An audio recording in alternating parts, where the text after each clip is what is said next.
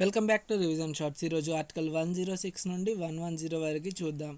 Article 106 సభ్యుల జీతాలు మరియు భత్యాలు. పార్లమెంట్ సభ్యుల జీతాలు, భత్యాలు మరియు ఇతర సౌకర్యాలు పార్లమెంట్ చట్టం ద్వారా నిర్ణయించబడతాయి. ప్రజల డబ్బు వినియోగం పారదర్శకంగా ఉండేందుకు ఈ నియమం ఉంచబడింది. ఆర్టికల్ 107 బిల్లుల ప్రవేశం. సాధారణ బిల్లులు లోక్సభ లేదా రాజ్యసభలో ప్రవేశపెట్టవచ్చు, కానీ మనీ బిల్ మాత్రం లోక్సభలోనే ప్రవేశపెట్టాలి. బిల్లులు చట్టాలుగా మారడానికి రెండు సభల ఆమోదం అవసరం. ఆర్టికల్ 108 సంయుక్త సమావేశం.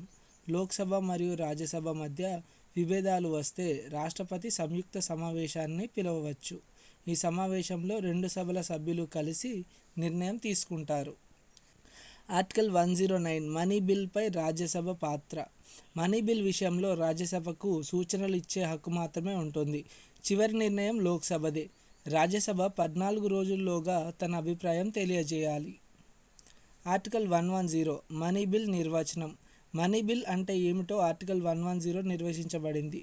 పన్నులు, ప్రభుత్వ ఖర్చులు, కన్సాలిడేటెడ్ ఫండ్కి సంబంధించిన విషయాలు మనీ బిల్ కింద వస్తాయి. మనీ బిల్ అని తుది నిర్ణయం స్పీకర్ తీసుకుంటారు.